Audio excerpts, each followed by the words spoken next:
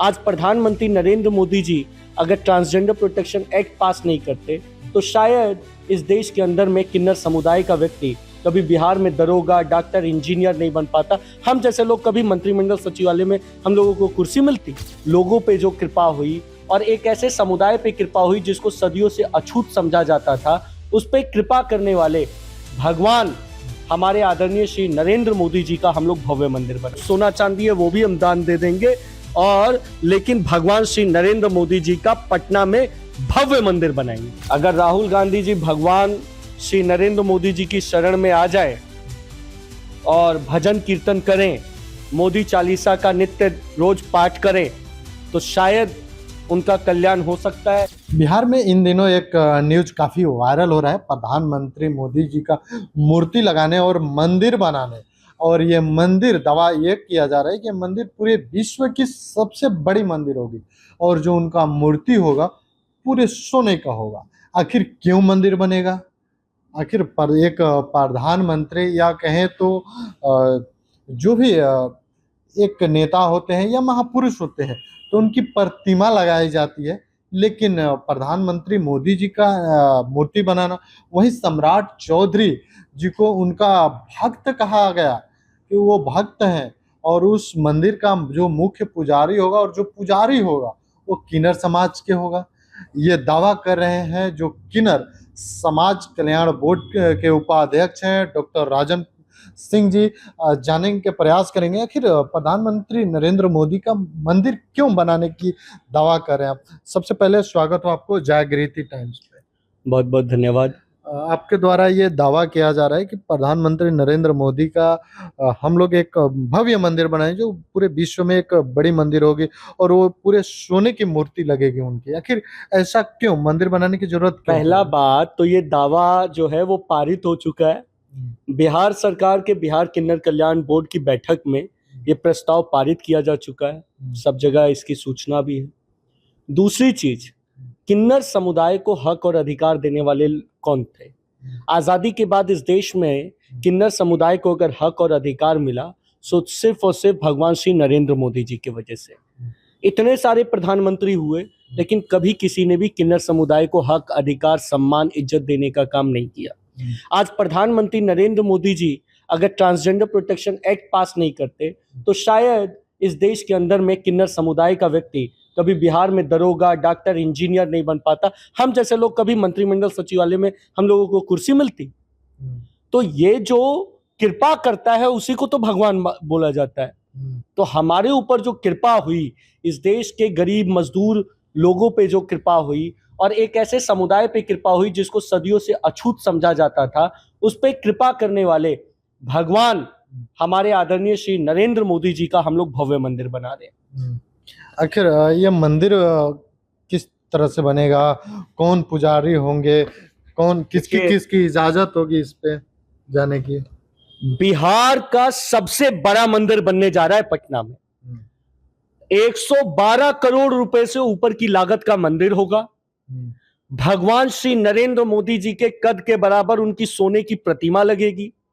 5 एकड़ में यह मंदिर बनने जा रहा है और बिहार का सबसे बड़ा, सबसे भव्य, सबसे विशाल मंदिर होगा ये इतना विशाल मंदिर होगा जिसकी कल्पना मेरे और आपसे दूर, मतलब हम लोग नहीं कर सकते। और यह मंदिर जैसे ही इसका शिलान्यास होगा, बिहार एक बहुत बड़ा टूरिस्ट प्लेस बन जाएगा। बिहार में पाटलिपुत्रा, पटना में जो ये मंदिर बनने जा रहा है, पटना पाटलिपुत्रा सदियों सदियों तक इस मंदिर की वजह से पटना जाना जाएगा।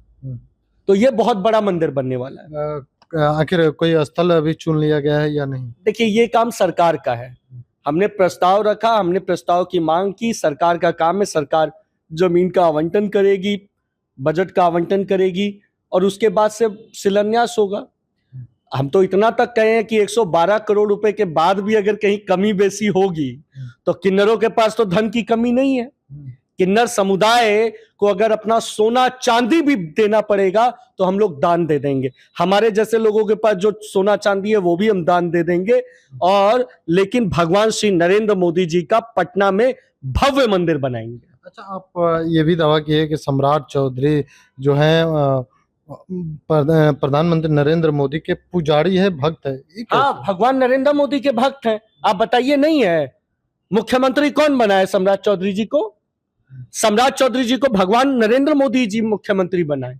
पिछड़ा कुशवाहा आज तक कभी मुख्यमंत्री नहीं बना था। भगवान नरेंद्र मोदी जी नहीं होते तो कुशवाहा समाज का कभी व्यक्ति मुख्यमंत्री बनता? भाई, किन्नर समुदाय के साथ साथ में कुशवाहा समाज का भी कल्याण जो किया वो भगवान नरेंद्र मोदी ने किया। मुस्लिम महिलाओं के साथ हलाला होता था, कोई खत्म करा पाया? भगवान नरेंद्र मोदी नहीं होते तो कभी मुस्लिम समुदाय की महिलाओं के साथ जो हलाला का कानून था, 3 तलाक का अभिशाप था, ये कभी खत्म होता? आज भगवान नरेंद्र मोदी की कृपा है कि आज देश के अंदर में हलाला जैसे अभिशाप का कानून खत्म हुआ। हमारे किन्नर समुदाय के साथ साथ जो मुस्लिम महिलाएं हैं वो तो सबसे ज्यादा खुश है कि भगवान नरेंद्र मोदी जी का मंदिर बन रहा है। और आप देखिए, शिलान्यास होने दीजिए, सबसे ज्यादा वही लोग वहां पे जाकर दर्शन करेंगे, क्योंकि इस मंदिर में हर जाति हर धर्म के लोगों का प्रवेश होगा। किसी कोई जात कोई धर्म, सब सिख ईसाई पंजाबी पारसी सिंधी गुजराती बिहारी राजस्थानी, हर जात हर समुदाय हर प्रांत हर वर्ग का व्यक्ति इस मंदिर में दर्शन करेगा। मंदिर में दर्शन करेगा, लेकिन एक सवाल और है। आप बोले कि हर जाति हर धर्म, लेकिन विपक्ष ये आरोप लगा रहे हैं कि वो भगवान कैसे हो गए? एक प्रधानमंत्री, भैया, एक इंसान विपक्ष को भगवान कभी कैसे? कोई नेता, विपक्ष में कोई नेता भगवान लायक है ही नहीं, इसीलिए आज तक उनके नेता उनको भगवान नहीं बोलते। हमें तो भगवान मिले ना। तुलसीदास जी ने और वाल्मीकि जी ने, भगवान ने जब रामायण लिखा तो उसमें लिखा कि किन्नरों को ही तीसरी आंख होगी, जिसमें वो लोगों को वो किन्नर ही भगवान श्री राम के अवतार भगवान नरेंद्र मोदी जी को देख पाएंगे। हम लोगों ने चुन लिया अपने भगवान नरेंद्र मोदी जी को। तो भगवान ने तो सबका कल्याण किया, केवट का कल्याण किया, कुशवाहा का कल्याण किया, किन्नर का कल्याण किया। तो सब लोगों का जो कल्याण कर रहे हैं वही तो भगवान है। तो इसीलिए स्पष्ट है भगवान नरेंद्र मोदी जी का बहुत भव्य मंदिर बनने वाला है। विपक्ष के लोगों को तो मैं कहना चाहूंगा कि वो कहते हैं कि भाई भगवान नहीं है। मैं दावे के साथ कहता हूं, मेरे साथ शर्त लगा लीजिए, 3 दिन, सिर्फ 3 दिन, ओम नरेंद्र मोदी नमः, ओम नरेंद्र मोदी नमः, ओम नरेंद्र मोदी नमः का जाप करे विपक्ष, चौथे दिन चमत्कार होगा। नहीं होगा तो बताइएगा मुझे। चमत्कार होगा, लेकिन एक सवाल और आपसे हम जानने का प्रयास करेंगे।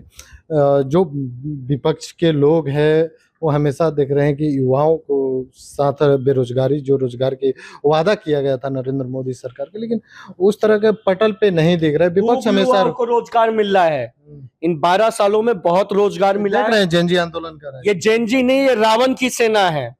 विपक्ष की सेना रावण की सेना है। तो रावण की सेना जो है वो कर रही है। हम जेनजी नहीं है क्या? हम एजुकेटेड नहीं है, हम यूथ नहीं है। जो यूथ देश हित की बात करता है उसने कभी क्यों नहीं किन्नरों को IAS IPS बनाने की बात की? क्यों किन्नरों के आवास की बात नहीं की? क्यों किन्नरों के स्कूल अस्पताल की बात नहीं की? ये रावण की सेना के लोग हैं जो किन्नरों का हक मार के जिन्होंने खाया। भगवान नरेंद्र मोदी जी आए हैं, किन्नरों का भी कल्याण हो रहा है, गरीब से गरीब आदमी का कल्याण हो रहा है, युवाओं का कल्याण हो रहा है, किसानों का कल्याण हो रहा है, महिलाओं का कल्याण हो रहा है, सबका कल्याण हो रहा है।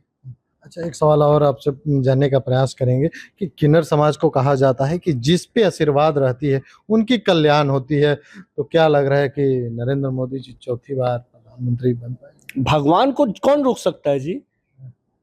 भगवान तो लंका का नाश करते हुए चौथी पांचवी बार बनेंगे ही बनेंगे, इसमें कोई इफ एंड बट नहीं है। भगवान का बस एक बार मंदिर स्थापित हो जाने दीजिए। अब बात कीजिए विश्व गुरु की। भारत विश्व गुरु बनने जा रहा है और भगवान नरेंद्र मोदी जी का जैसे ही पटना में पाटलिपुत्रा में मंदिर स्थापित होगा, भारत विश्व गुरु की राह पे निकल पड़ेगा। क्या राहुल गांधी के कभी प्रधानमंत्री बन पाएंगे या नहीं? उनके खानदान के लोगों ने किन्नरों का हक खाया है।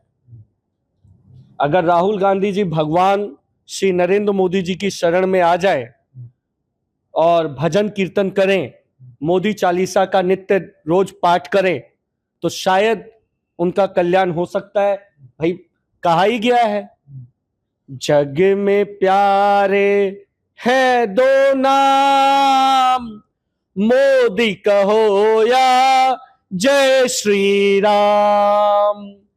होता है इससे कल्याण, चाहे राम कहो या लो मोदी नाम। ओम नमो नमः, ओम नमो नमः, ओम नमो नमः। चलिए, हमारे साथ थे राजन सिंह। इनका दावा है कि प्रधानमंत्री नरेंद्र मोदी के पाटलिपुत्र में एक भव्य मंदिर बनेगा, लेकिन देखना होगा क्या ये सपना जो है यह सच हो रहा है या कुछ और राजनीतिक बातें हैं। बाकी इस खबर को किस तरह से देखते हैं कमेंट करके बताइए। बाकी ऐसे तमाम खबरों के लिए बने रहे हमारे साथ।